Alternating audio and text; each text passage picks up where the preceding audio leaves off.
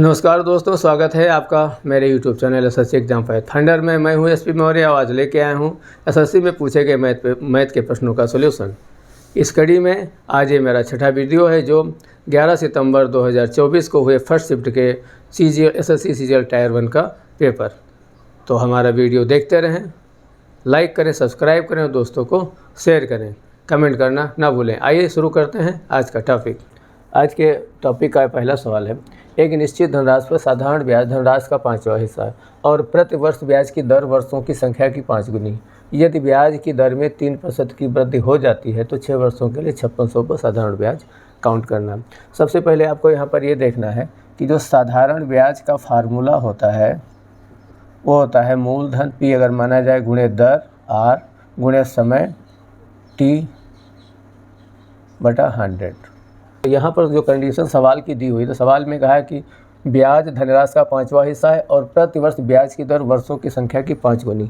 तो जो यहाँ पर दर है वो जितने वर्ष होंगे उनके वर्षों की संख्या की 5 गुनी। तो चूँकि हमें यहाँ पर दर निकालना हुआ, यानी इसका जो रेट ऑफ इंटरेस्ट है यानी रेट निकालना हुआ, तो इसको हम चेंज नहीं करेंगे और ये वर्षों की संख्या की 5 गुनी, तो इसको हम आर ही रहने देंगे। और वर्ष जो संख्या है इनको 5 गुनी करने के लिए हम क्या करेंगे कि यहाँ पर हम टी की जो वैल्यू है इसको मान लेंगे कि आर का ये 5वां हिस्सा है, तभी तो ये आर यहाँ पर 5 गुनी होगी। इस चीज़ को ध्यान रखते हुए यहाँ पर जैसा सवाल दिया उस कंडीशन पर देखेंगे तो ब्याज 1/5 है तो P/5 हो गया। P को P रहने देंगे, R को R रहने देंगे और T की जगह पर R/5 लिखेंगे और बटे में ये 100 हो जाएगा। इस तरह से अगर आप दोनों तरफ सॉल्व करेंगे देखेंगे तो P यहाँ से कट जाएगा और ये R/5 है और यहाँ पर ये भी P/5 है तो ये 5 ही से कट जाएगा। R² बराबर 10, R² बराबर 100 तो R बराबर यहाँ पर क्या आ जाएगा 10। तो जब हमें R की वैल्यू यहाँ से यानी जो है दर है पता चल जाती, पहली जो कंडीशन थी उसे ये पता चल गया। फिर पूछा यदि ब्याज की दर में 3% की वृद्धि कर दी जाए, अगर ब्याज की दर में 3% की वृद्धि हो जाती है, हम यहाँ पर दूसरी कंडीशन के आधार पर साधारण ब्याज निकालते हैं। तो साधारण ब्याज बराबर होगा मूलधन दर गुणे T/100 उसी फार्मूले पर। तो P की जगह पर यहाँ पर हम 5600 रखेंगे और दर की जगह पर 3% बढ़ा के बोला है तो यहाँ पर हम 13 रखेंगे और समय की जगह 6 दिया है और बटे 100। ये 100 के 2 जीरो इससे कट जाएंगे, बाकी इसको मल्टीप्लाई करना है। अगर 56 को हम 6 से मल्टीप्लाई करें तो 5 छक्का 30, 50 का 300, 6 छक्का 36 तो ये हो जाएगा 336 गुणे 13। एक बार और मल्टीप्लाई करेंगे, 13 6 78 के 8, 7 बचेगा 13 39, 7 46 का 6, 4 बचेगा 13 39 और 4 43। तो जो ब्याज के रूप में प्राप्त होगा वो होगा 4368 रुपये। आपका ऑप्शन नंबर इसमें 4 सही होगा।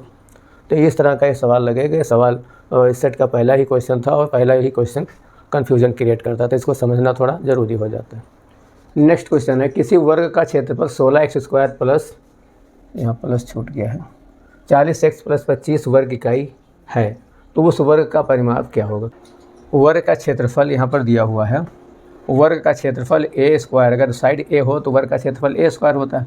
ये स्क्वायर यहाँ पर दे रखा है 16x² प्लस 40x + 25, तो क्यों ना क्यों ये भी जो है स्क्वायर के फॉर्म में होगा।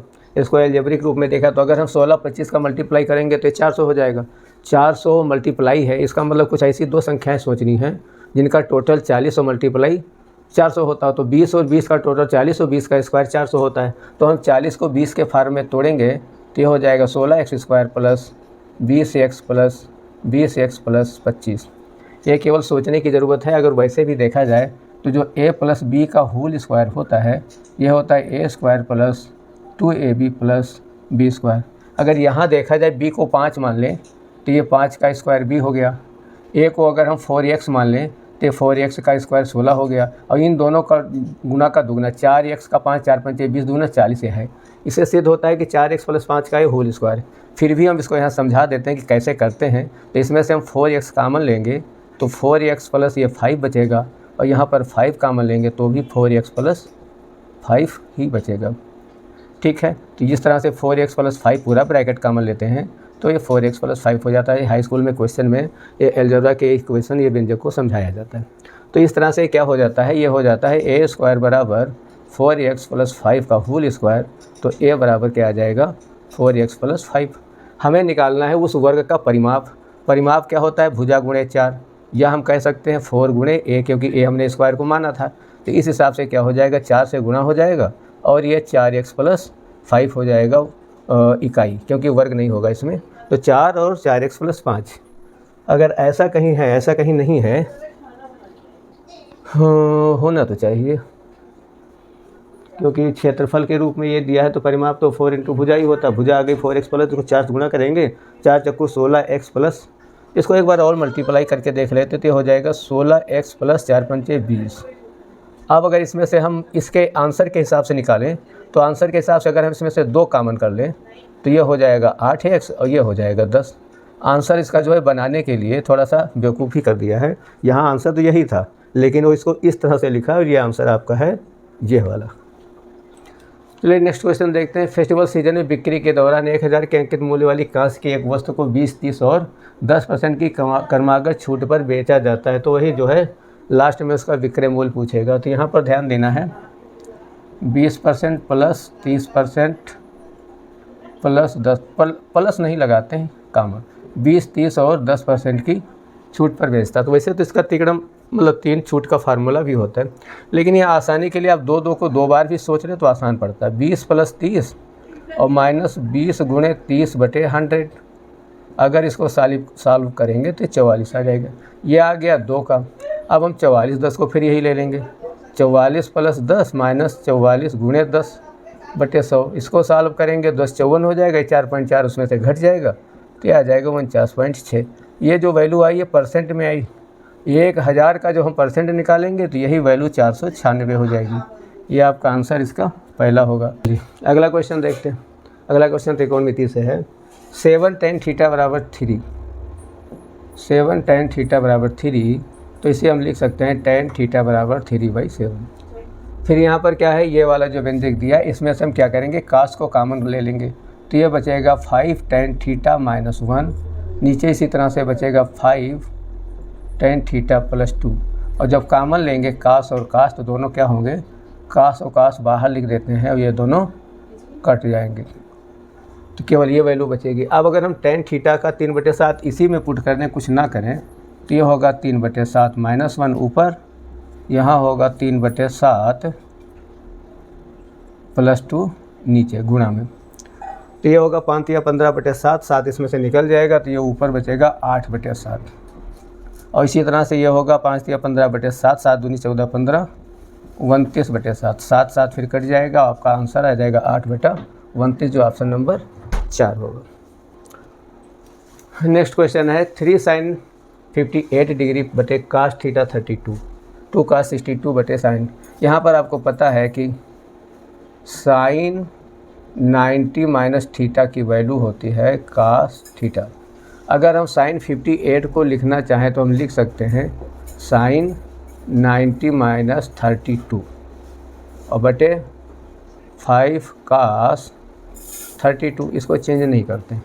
इसी तरह से ऊपर cos वाला भी वैल्यू बदल देते हैं तो हो जाएगा 2 cos 90 - 28 और बटे 5 sin 28। इसको नहीं बदलते हैं। अब यहाँ पर क्या करते हैं, ये sin 90 - θ cos θ हो जाएगा तो ये ऊपर हो जाएगा cos 32। जैसे cos 32 होगा तो क्या होगा, ये इससे कट जाएगा, ये बचेगा 3/5 प्लस यहाँ इसी तरह हो जाएगा sin 28 जो इससे कट जाएगा, ये बचेगा 2/5 और दोनों होंगे 5/5 = 1। आंसर आपका ये दूसरा होगा। अगला नेक्स्ट क्वेश्चन देखते हैं। अगला नेक्स्ट क्वेश्चन एक टेबल पर है, वो पूछा है कि एक वर्ष के अंत में शहर की जनसंख्या को दर्शाता है। ये वर्ष दिया हुआ है, काफ़ी दिया है और ये यहाँ पर जनसंख्या इसमें दिखाई गई। निम्नलिखित में से किस वर्ष में पिछले वर्ष की तुलना में वृद्धि दर सबसे अधिक है। यहाँ पर ये देखिए कि वृद्धि दर सबसे अधिक पूछा है, तो पिछले वर्ष की तुलना का मतलब हम एक अनुपात में कह लें या प्रतिशत में ही निकालना होता है। तो यहाँ पर अगर देखते हैं 64 से 68 के बीच में तो लमसम 4 का डिफरेंस, 68 से 72 के बीच लगभग 4 का ही, 72 से 83 के बीच लगभग 11 का, 83 से 16 के बीच लगभग 17 का, इसी तरह से 16 से 12 2, 12 से 28 ये भी करीब 16 का डिफरेंस है, और 28 से 34 6 का, 34 से 56 34 से 6 6 ये करीब जो है 22 का डिफरेंस है, और 56 से 76 भी 20 का डिफरेंस। तो ऐसे अगर देखेंगे तो आंसर आपको लगेगा कि ये वाला सबसे ज़्यादा है, लेकिन ये दर जो पूछा है वो पीछे के सापेक्ष पूछा है या कहीं रेशियो या प्रतिशत में। तो उस कड़ी में अगर देखेंगे तो जितना पीछे वाली वैल्यू कम हो उसका डिफरेंस ज़्यादा हो, उसका वैल्यू ज़्यादा होता है। तो यहाँ पर एक बार ध्यान ये देना है कि 15 में जो 11 आया है 72 के सापेक्ष है, और ये जो 17 आया है 83 के सापेक्ष है। तो एक बार आप 11/72 करके देखिए, एक बार 17/83 करके देखिए किसका वैल्यू इसमें ज़्यादा आता है। ये 11 छक्के 66 यानी 6.5 पार्ट है, और ये 17/85 यानी 85 से भी कम, ये 5 से भी पार्ट कम है। इसका मतलब ये इन दोनों में ये वैल्यू बड़ा है। तो यहाँ पर हो ना हो ये वाली वैल्यू बड़ी हो सकती। दूसरी सबसे बड़ी वैल्यू यहाँ पर 22 वाली है, लेकिन ये किसके सापेक्ष है, 134 के। तो यहाँ पर हम 22/134 रखेंगे, और 22 से अगर काटेंगे तो 22 पंचे 110 और 22 छक्का करीब करीब 125-26 जाएगा, जो 132 के जाएगा। तो ये 1/6 के पार्ट के बराबर, ये 1/5 के था, तो भी इनसे यही बढ़ाएगा। इस हिसाब से अगर गेस के ऊपर देखा जाए तो आपका आंसर 2016 ही होना चाहिए। तो ऑप्शन नंबर 3। क्वेश्चन बहुत बड़ा ज़रूर है, लेकिन इसमें कुछ लगाना नहीं, केवल टेक्निकल टाइप का है, और आपको कैलकुलेशन करना और समझना आना चाहिए। चलते हैं, यहाँ पर एक संख्या दी है, इसके बाद यहाँ पर 2 संख्या स्टार और हैश के क्रम में मिसिंग है। पूछा है कि 7 अंकों की संख्या पूछा है, 8 और 5 दोनों से विभाजित होती तो स्टार और हैश के स्थान पर कौन सी संख्या आएगी। यहाँ पर यह ध्यान रखना है कि अगर 5 से जो भी संख्या विभाजित होगी उसका यूनिट में या तो 0 होगा या तो 5 होगा। आंसर के अनुसार देखें तो 0 और 5 थर्ड में है, लेकिन 8 से जो संख्या विभाजित होगी तो उसमें है, उसके यूनिट पर या तो 4 होगा या तो 2 होगा या तो 8 होगा। यानी 8 से विभाजित होने के लिए ज़रूरी है कि वो इवन नंबर में हो, और यहाँ पर यूनिट में इवन नंबर कोई नहीं। लेकिन 8 के साथ एक कंडीशन और है कि 0 भी शामिल होता है 8 के डिवीज़न में, या तो 0 हो तो 0 यहाँ पर हो सकता है। इसके अलावा 8 की विभाज्यता का एक और रूल है कि इसकी जो 2 यूनिट की संख्या है, दहाई और इकाई, वो अगर 8 से विभाजित हो तो भी 8 से विभाजित हो सकता है। तो 8 से, और ये 0 से विभाजित होती, 8 में भी ये 0 से विभाजित होगी, तो क्यों ना क्यों यूनिट पर 0 0 होगा। अब 2 और 0 क्रम में ले लें, क्योंकि दोनों यहाँ ब्लैंक है, तो आप देख सकते हैं कि 20 जो है 8 से डिवाइड नहीं होती। 4 और 0 ले लेंगे, 40 ऐसा है कि 8 से विभाजित होता है और 5 से भी। इसके अलावा 0 और 5 और 0 दोनों विभाजित नहीं होंगे, इसलिए आपका आंसर जो है 4 और 0 होगा। क्वेश्चन देखते हैं, अगला क्वेश्चन है, यदि ये बोर्ड मास पर आधारित सवाल है। यहाँ पर बीच में ए दे रखा है, ए की वैल्यू काउंट करना है। तो बोर्ड मास में क्या होता है, सबसे पहले अगर इस क्रम में है तो सबसे पहले डिवीजन फिर मल्टीप्लाई करते हैं, उसके बाद जोड़ और घटाना प्लस माइनस किया जाता है। तो 45 का 3 डिवीजन करेंगे तो यहाँ 15 आ जाएगा, प्लस मल्टीप्लाई करेंगे तो 4a माइनस 48 का 24 से जो है डिवाइड कर देंगे तो ये 2 आ जाएगा, प्लस 4 बराबर 1। अब क्या करेंगे कि यहाँ पर जो है 15 माइनस 2 जाएगा तो ये 13 हो जाएगा, 13 प्लस 4a और 4 उधर जाएगा तो माइनस का 3 हो जाएगा, 13 भी उधर जाएगा तो भी माइनस का हो जाएगा, तो 4a बराबर -16, तो a बराबर माइनस का 4, आंसर नंबर चौथा होगा। आइए नेक्स्ट क्वेश्चन देखते हैं। नेक्स्ट क्वेश्चन है, यदि PQR सर्वांगसम है MON के। हम ये इस तरह से एक त्रिभुज बना लेते हैं, ये P है, ये Q है, ये R है। एक त्रिभुज फिर इसी तरह से बना लेते हैं, ये M है, ये O है, ये N। जिस क्रम में वो बोले उसी क्रम में हम बनाते हैं। फिर लिखा है PQR 82, PQR यानी ये 82 है, और QRP 47, QRP ये 47 है। फिर है RPQ 51, RPQ ये 51 है। यहाँ पर तीनों एंगल दे दिया गया। फिर पूछा है एंगल MON ये वाला एंगल दिया है 5y minus 8, 5y minus 8। QR बराबर 24, QR अच्छा ये 24 दे रखा है, QR बराबर 24।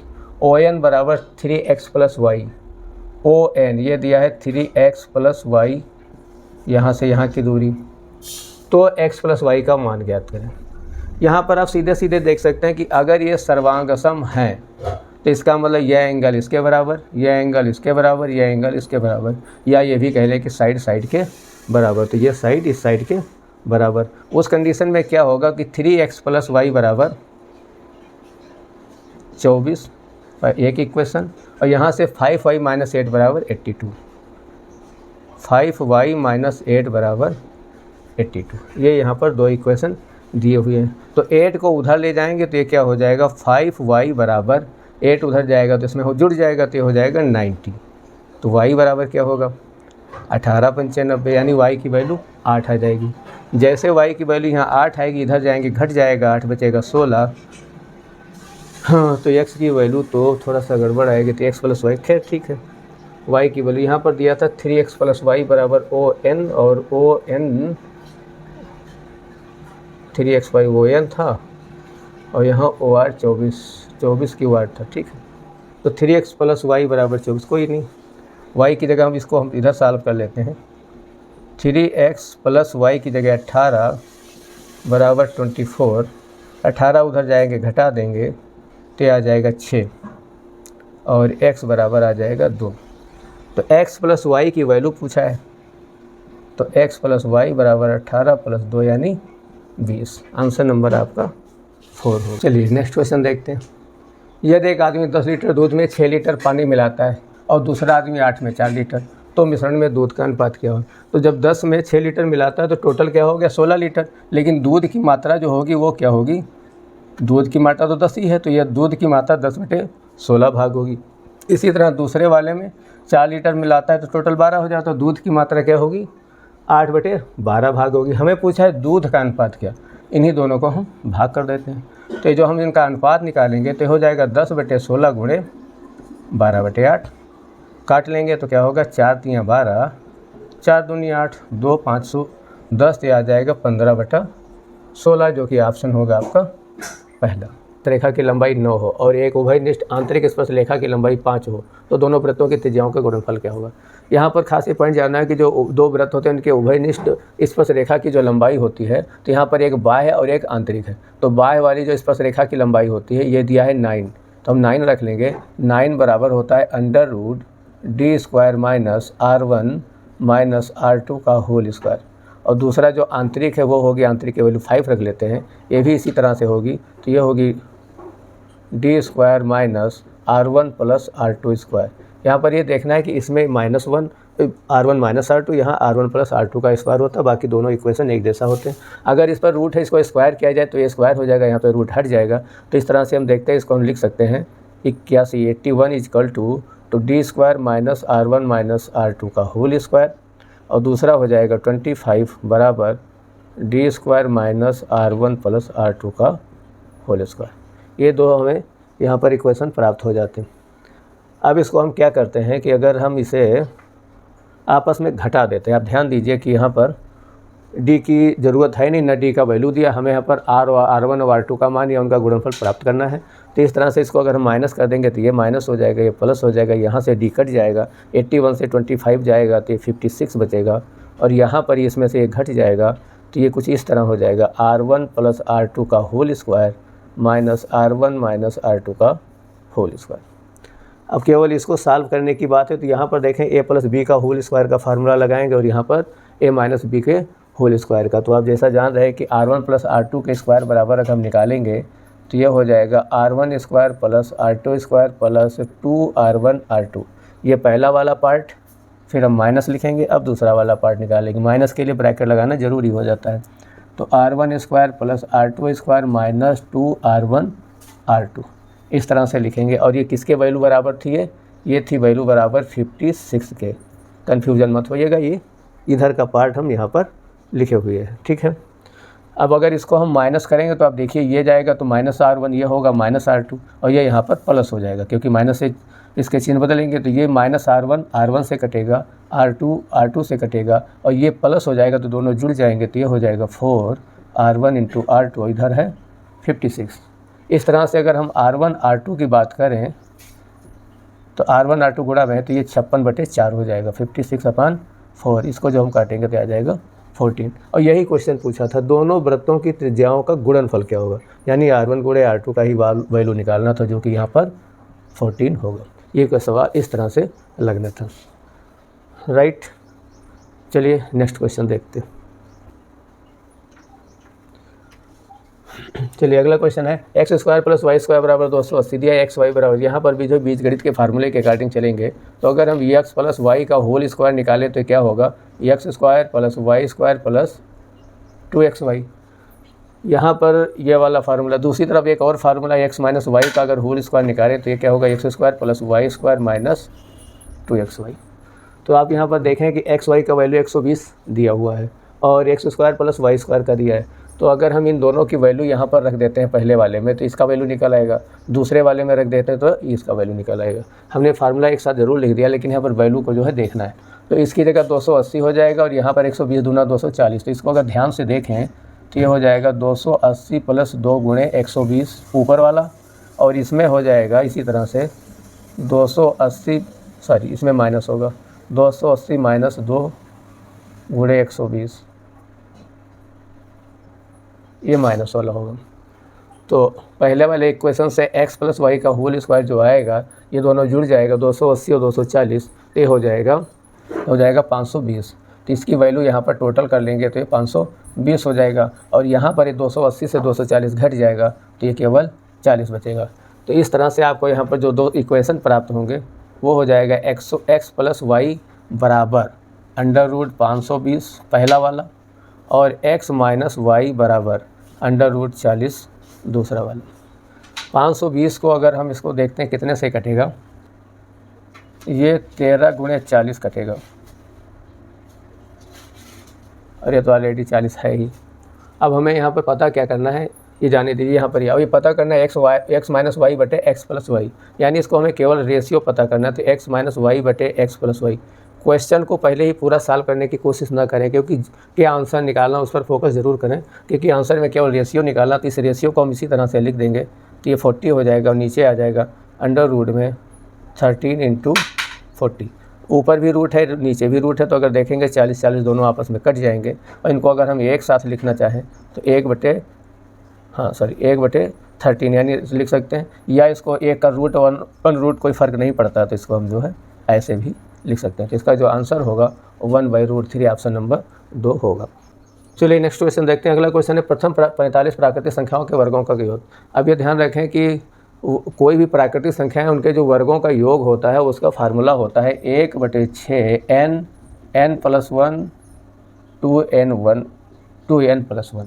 ये फार्मूला होता है। ये जो है 1 से लेकर के अनंत तक प्राकृतिक संख्याओं के वर्गों का योग होता है। यहाँ पर पूछा है प्रथम 45 संख्याओं के वर्गों के औसत ज्ञात कीजिए। जो संख्याओं का जो औसत होता है तो जितनी संख्याएं होती हैं उतने से ही जोड़ करके डिवाइड कर देते हैं। तो यहाँ अगर हम प्रथम 45 का अगर औसत निकालेंगे तो क्या करेंगे, हम यहाँ पर n की जगह 45 रखेंगे और साथ में क्या करेंगे 45 से भाग भी कर देंगे। यहाँ पर कन्फ्यूज मत होइएगा, यहाँ पर 2 गुणे 45 + 1 करके रखेंगे और नीचे औसत निकालने के लिए 45 से भाग भी करेंगे। ये तो केवल टोटल का था तो यहाँ 45 ऐसे कट जाएगा और बाकी जो है इसको जो करेंगे तो 2 से भी कट सकता है। तो यहाँ पर आ जाएगा 46 गुणे 91/6। अब ये देखते हैं कि 6 जो है ये 23 हो जाएगा और ये 3 हो जाएगा, 2 से कट जाएगा।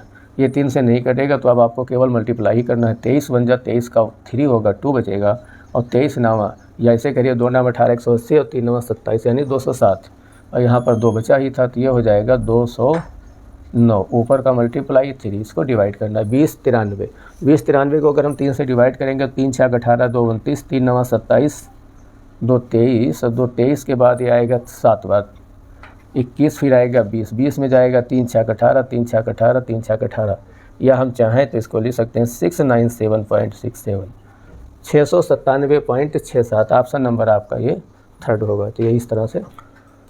चलिए अगला क्वेश्चन है, एक पाई चार्ट दिया हो। यहाँ पर पूछा है कि पाई चार्ट कार्य दिवस में छात्र द्वारा विभिन्न गतिविधियों को बताया गया जो घंटों में दर्शाता है। एक दिन स्कूल में बिताए गए घंटों का प्रतिशत। एक दिन स्कूल में बिताया। अच्छा यहाँ पर इस तरह से इसके दिए हुए देखिए ब्लू कलर ही है तो स्कूल का यहाँ पर जो इसके कलर को मैच करता है तो ऑरेंज है।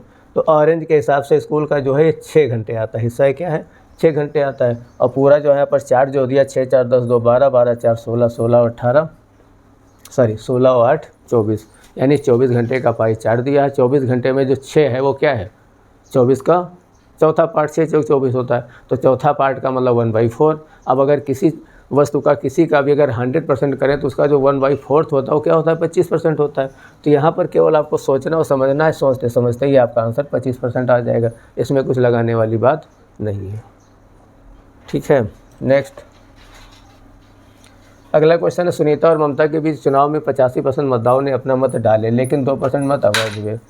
यहाँ पर ध्यान ये होता है कि जो मतों की संख्या होती है वो मतों की संख्या कितनी भी क्यों ना हो, जितने मतदाता होते हैं, लेकिन कई बार क्या होता है उसमें जो मत डाले जाते हैं कई मत फर्जी निकल जाते हैं, अवैध हो जाते हैं, तो उनको हटाना पड़ता है। फिर जो वैध मत पड़ते हैं उनको काउंट होता है, उसमें जो जीतने वाला हारने वाले उनके अलग काउंट होते थे। इस तरह यहाँ ध्यान रखना है। तो मान के चलते हैं कि जो पूरे मतदाताओं की संख्या थी वो 100% थी, उसमें से 85% मतदाताओं ने अपना मत डाला, तो 15 तो ऐसे ही नहीं डाले, मत डालने वाले लोग 85% हैं और 2% मत अवैध निकल गए। तो यहाँ सबसे पहले यह ध्यान देना है कि 85% जो डाले उसमें से 2% क्या हो गए, अवैध निकल गए। तो इसको अगर इसमें से हम परसेंट के रूप में निकालेंगे तो किसी का भी अगर 2% निकाल देंगे तो इसका मतलब 98% क्या हुए, मत डाले गए, मतलब मत वैध रहे। तो हम 85 और का अगर 2% निकालने का सीधा मतलब है कि 85 को 98 से मल्टीप्लाई करके 100 से भाग कर दें तो ये आ जाएगा 85% से 2% कम।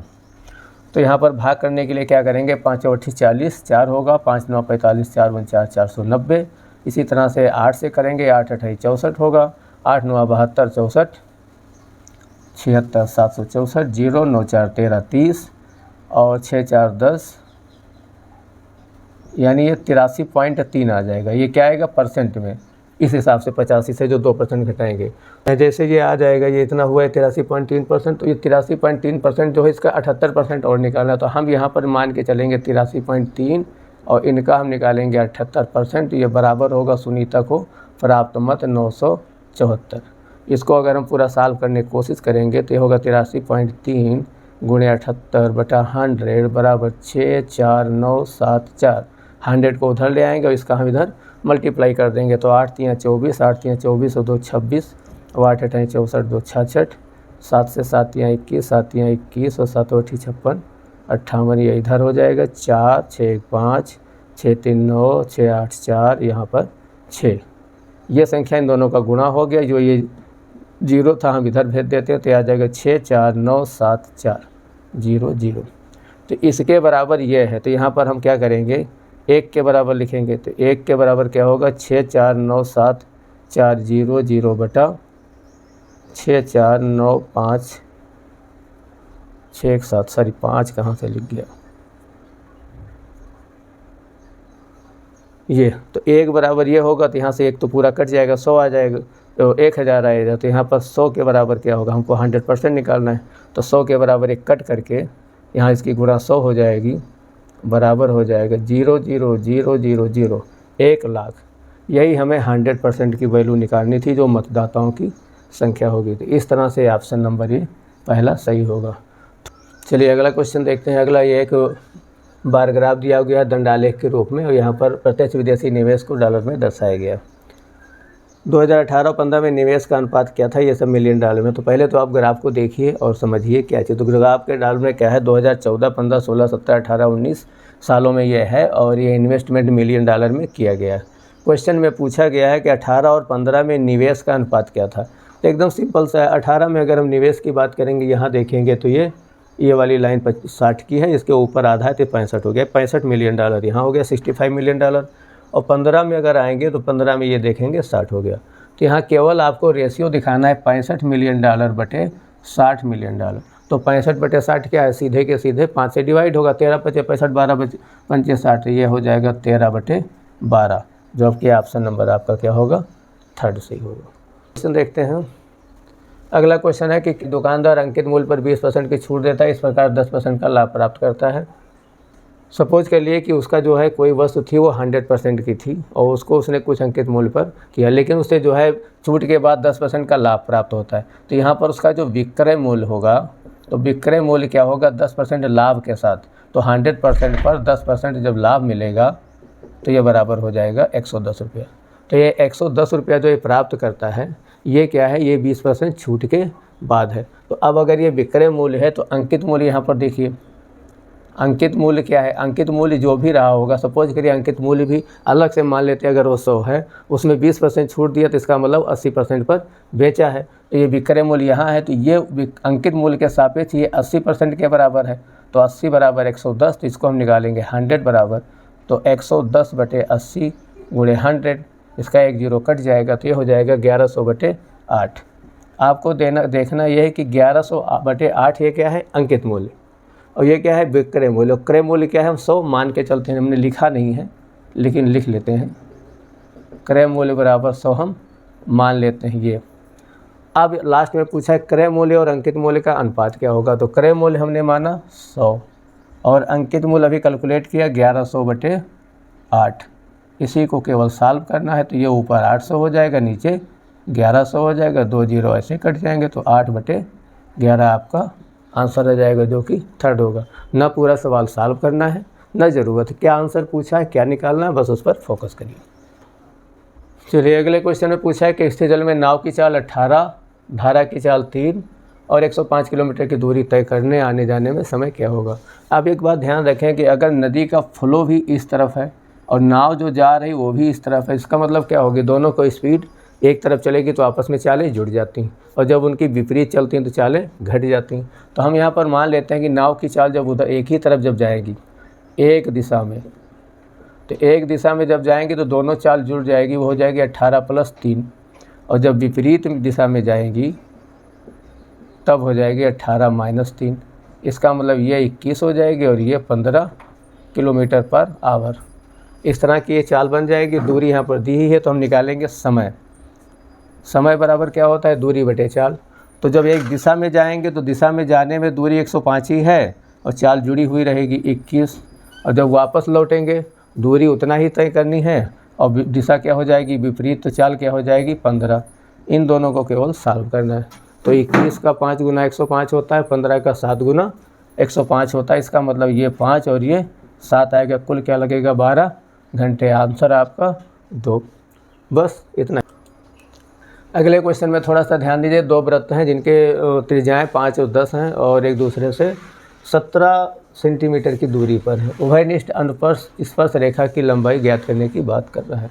तो यहाँ पर एक चीज़ ध्यान दीजिए, R1 = 5, R2 = 10 और क्या हो गया, उनके बीच की दूरी जो D दी है वो है 17 और उभयनिष्ठ अनुस्पर्श रेखा की लंबाई ज्ञात करने की बात कर रहा है। तो ये जो लंबाई होती है उभयनिष्ठ अनुस्पर्श रेखा की लंबाई L = √D² - R1 + R2 का होल स्क्वायर। यहाँ पर D की जगह पर हम 17 का स्क्वायर रख देंगे, माइनस R1 + R2 की जगह पर हम 5 + 10 का होल स्क्वायर रख देंगे। यहाँ पर क्या होगा, ये 289, सॉरी ये अंडर रूट में है, और 10 × 5 = 15 का ये 225 हो जाएगा। तो ये होता है 17 का स्क्वायर, ये होता है 15 का स्क्वायर, सॉरी। तो 289 से 225 घट जाएगा तो बचेगा 64 और जो आ जाएगा 8। तो जो इनके बीच की लंबाई आएगी वो क्या हो जाएगी 8 सेंटीमीटर। कौन सी, उभयनिष्ठ अनुप्रस्थ स्पर्श रेखा की। ऑप्शन नंबर आपका पहला सही होगा। इस तरह से फार्मूला पता हो तो क्वेश्चन सेकेंडों में लग जाता है। क्वेश्चन देखते हैं। एक वृत्त के उस त्रिज्यखंड का केंद्रीय कोण कितना होगा जिसका क्षेत्रफल और परिमाप क्रमशः ये दिए हैं। वृत्त के त्रिज्यखंड का परिमाप और क्षेत्रफल दिए। तो यहाँ पर ध्यान दें कि वृत्त के त्रिज्यखंड का जो क्षेत्रफल होता है वो πr² θ/360 होता है, जो कि दिया है 209। अगर ये 209 दिया है तो इसमें हम क्या करेंगे, इसके स्क्वायर को इधर ले जाएंगे तो ये हो जाएगा πr θ/360 और इधर हो जाएगा 209/r। इसको ज़रूरत है इसलिए ऐसा बना लेते हैं। फिर दिया है त्रिज्यखंड का परिमाप। परिमाप का फार्मूला जो होता है वो होता है 2πr θ/360 + 2r, और जो कि प्रश्नानुसार ये वैल्यू दी है 63। यहाँ पर क्या करते हैं कि हम दोनों तरफ 2 कॉमन लेते हैं, देखिएगा, क्योंकि हम आवश्यकता के अनुसार अपना चेंज कर लेते हैं। तो πr θ/360 + r बराबर प्लस ये हो जाएगा। अब यहाँ पर देखेंगे ये वाली जो वैल्यू, ये 2 हम इसके नीचे भेज देंगे। ये वाली जो वैल्यू पूरी है ये कहाँ पर है, ये वाली, इसकी जगह हम क्या लिख सकते हैं 209/r। तो हम यहाँ पर दूसरे इक्वेशन में क्या लिख देंगे 209/r + r = 63। इसका हम आगे फ़ायदा उठाएंगे। इसको हम इसको एलसीएम ले लेंगे तो कुल मिला के इधर हो जाएगा 418 + 2r, ये r इधर जाएगा, सॉरी स्क्वायर, तो ये r² हो जाएगा। तो ये गुणा करेंगे 418 + 2r² बटे r आएगा जो इधर कर देंगे तो ये हो जाएगा 63r। ये कुछ इस तरह से बन जाएगा। इक्वेशन फार्म में इसको थोड़ा सा सीधा कर लेंगे तो 2r² - 63r + 418 = 0। एक क्वेश्चन बन जाएगा। यहाँ पर ये देखना है 2 और 418, जो 2 और 418 इनका मल्टीप्लिकेशन यानी इनका जो गुणन है, ये मान के चलिए 2 गुणे 418 है। इसके ऐसे 2 टुकड़े करें जिनका जो है टोटल 63 बनता हो। तो यहाँ 418 को अगर ध्यान से देंगे तो 11 3 33 नहीं 19, हाँ ये 19 से कट रहा है। 19 दूना 38, 3 38, 19 दूना 38, तो यानी 22 हो जाएगा। ये 22 गुणे 19 का है, और 19 को दूना 38 22 नहीं आएगा, और 22 में 44 19 आ जाएगा। यानी 19 और 44 को अगर हम टोटल करते हैं तो ये 63 होता है। इससे ये पता चलता है कि 63 के हम 2 टुकड़े कर सकते हैं, 2r² - 44r - 19r। 44 और 19 को जोड़ेंगे तो 63 हो जाएगा। इसको हम ज़रूरत के हिसाब से तोड़ लेते हैं। फिर प्लस में क्या है 418 बराबर 0। सवाल थोड़ा सा ये लेंथी पूछ दिया है। अब क्या करेंगे, इसमें देखें हम क्या कामन ले सकते हैं, 2r कामन ले सकते हैं, तो अंदर बचेगा r - 22। और इधर क्या कामन ले सकते हैं, इधर हम 19 कामन लेंगे तो बचेगा r - 22। कन्फ्यूज ना होइएगा, ये माइनस है तो अंदर कामन लेने पर ये भी माइनस हो जाएगा। इस कंडीशन में यहाँ पर 2 बन जाएंगे, r - 22 और 2r - 19 बराबर 0। ये बराबर 0 तो r का मान कुछ और ये बराबर 0 तो r का मान कुछ, तो r बराबर यहाँ 22 भी आ जाएगा और r बराबर 19/2 भी आ जाएगा। सवाल में आगे कहा है यदि यह दिया गया है कि इसकी त्रिज्या एक गैर ऋणात्मक पूर्णांक है। गैर ऋणात्मक पूर्णांक यानी पॉजिटिव भी और पूर्णांक है, तो यानी r बराबर हमें 22 ही लेना होगा। तो हम r बराबर 22 ले करके हम इसके जो है त्रिज्यखंड के केंद्रीय कोण का मान यानी थीटा की वैल्यू निकालने का प्रयास करेंगे। तो आगे हम देखते हैं, बाकी सब हटा लेते हैं। अब यहाँ पर अगर हमें r पता चल गया है तो r की वैल्यू इसमें पुट कर देंगे तो हम थीटा का वैल्यू निकाल सकेंगे। तो हम यहाँ पर अब क्या करेंगे, पाई की जगह 22/7, r² की जगह 22 गुणे 22, थीटा हमें फाइंड करना है, बटे 360 बराबर 209। ये कुछ इस तरह से है। इसमें अगर हम थीटा बराबर इसको लिखना चाहें तो ये कुछ ऐसे हो जाएगा, 209 360 7, ये सब ऊपर हो जाएंगे, ये नीचे क्या होगा 3 बार 22 हो जाएगा। इसको सावधानी से कट करना है। 209 को अगर आप ध्यान से देखें तो 11 एकम 11, 11 9 यानी 11 गुणे 19 का पार्ट है, तो हम 11 से काट देंगे ये और 11 से 2 को काटेंगे ये। इस 2 से इसको काटेंगे तो 180, 180 को भी 4 से काट दें तो 45 हो जाएगा। और यहाँ पर 11 11 2 बार होगा, यहाँ से भी 4 मिल जाएगा। तो हम लास्ट में जो देखते हैं तो ऊपर बचता है 19 45 7 और नीचे बचता है 11 × 11। अब इसका और कोई चारा नहीं, मल्टीप्लाई करके सॉल्व करना ही होगा। तो हम 19 का 45 से मल्टीप्लाई करेंगे, 19 × 5 = 95, 5 आएगा, 19 × 9 = 76 और 9 = 85, यानी 855 गुणे 7 बटे 121 कर लेंगे। 7 से एक बार और गुणा करेंगे, 7 × 5 = 35, 7 × 5 = 3 38, 3 7 × 8 = 56, 3 59, 59 85 बटा 121। अब अगर हम इसको देखते हैं तो ये 12 है और ये क्या है 59। वैसे तो 12 × 5 = 60 जाता, लेकिन 59 है तो 4 बार जाएगा। तो इसको हम चाहें तो अलग से अच्छे से डिवाइड करने की कोशिश करते हैं, क्योंकि बड़ा डिजिट है।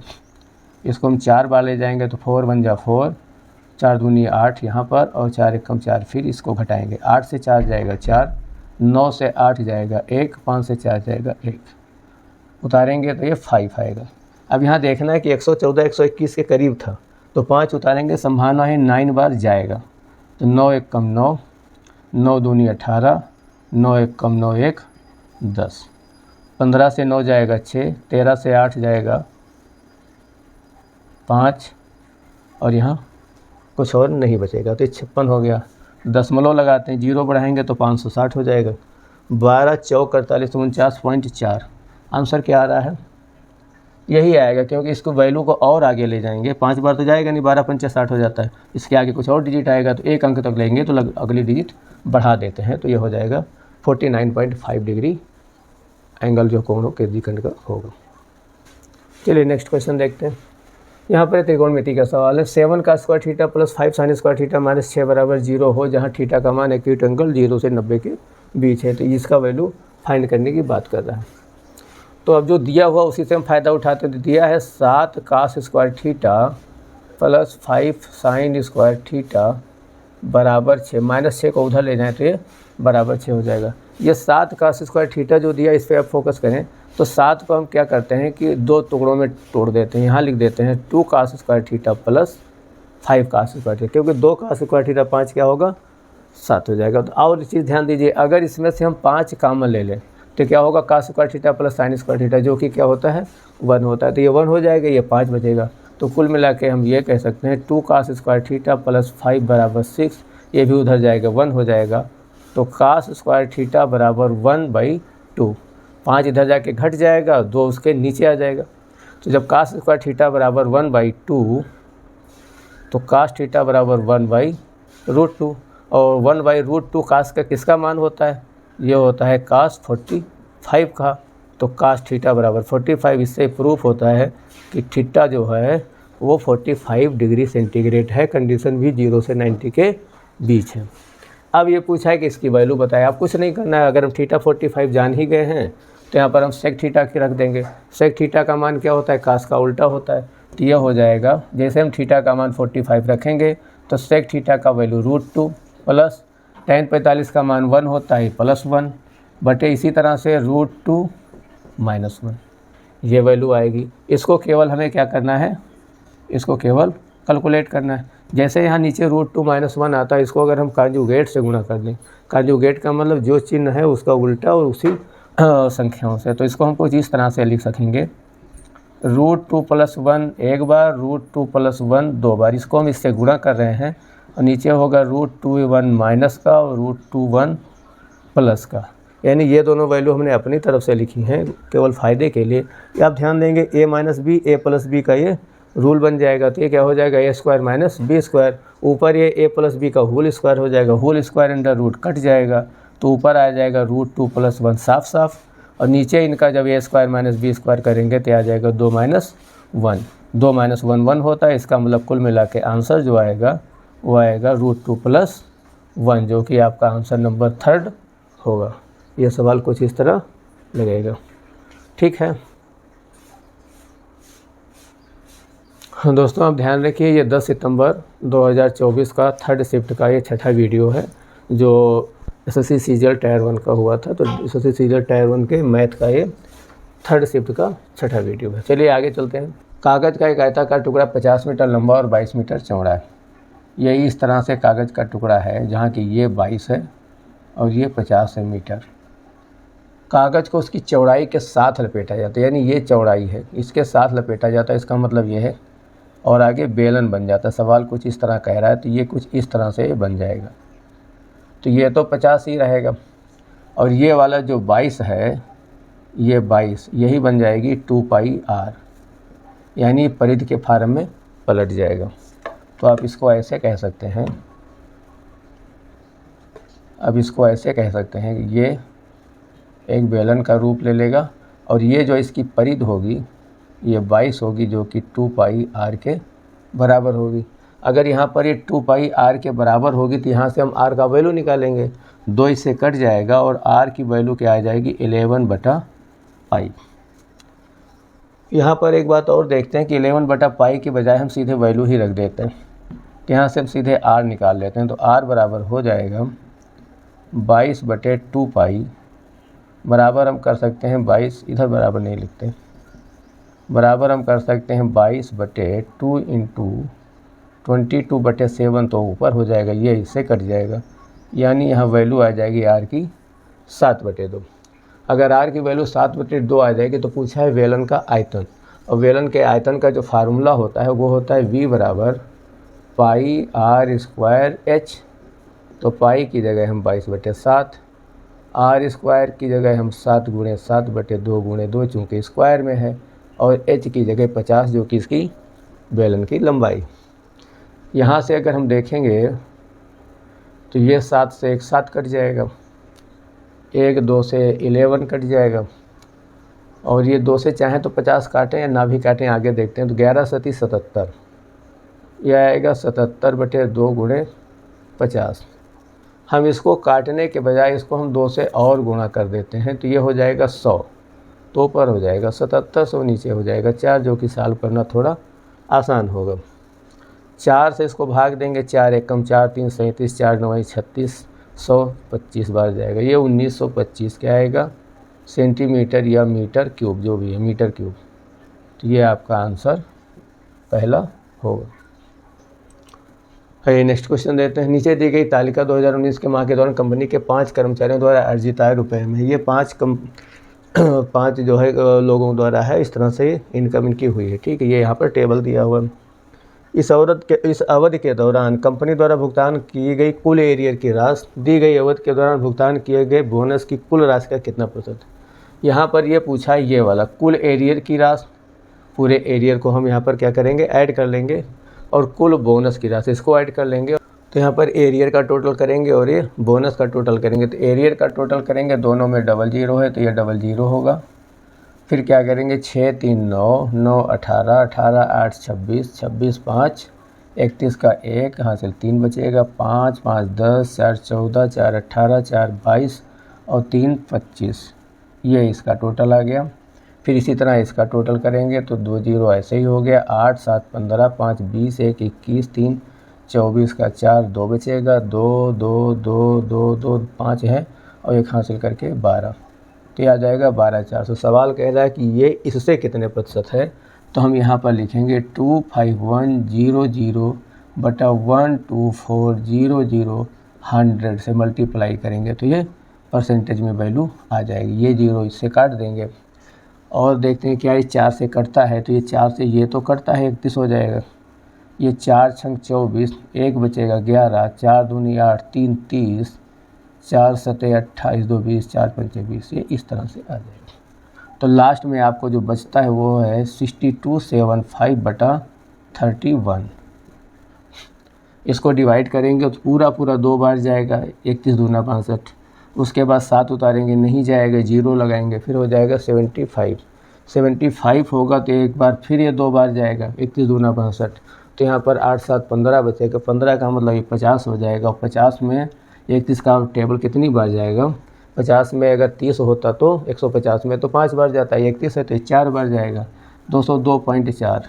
आगे और करेंगे तो ये देखिए आपका ये आंसर मैच कर रहा था, इसका ऑप्शन नंबर 3 सही होगा। आइए इस सेट का अंतिम क्वेश्चन, लास्ट क्वेश्चन देखते हैं। के कौन से मान के लिए समीकरण 2x + 7xy - 8 = 0 और x + y - कोई हल नहीं होगा। जब कोई 2 समीकरण दिए हों जिनका अगर कोई हल नहीं होगा तो इसके लिए खास रूल यह रहता है कि समीकरण के पहला समीकरण 2x + 7xy - 8 = 0 है। इसमें x का गुणांक 2 और y का गुणांक 7 के, इसको हम रेशियो में लेते हैं 2/7 के। ये x का गुणांक 2 है, y का गुणांक 7 के है। ये बराबर होगा दूसरे इक्वेशन का x का गुणांक 1 और y का गुणांक 1 के बराबर। अगर उनके कोई हल नहीं है तो अब अगर इसको हम सॉल्व करने की कोशिश करेंगे तो ये हो जाएगा 7k = 2, तो k = 7/2। आपका आंसर 7k, तो k = 2/7। आपका आंसर नंबर इसमें 3 होगा।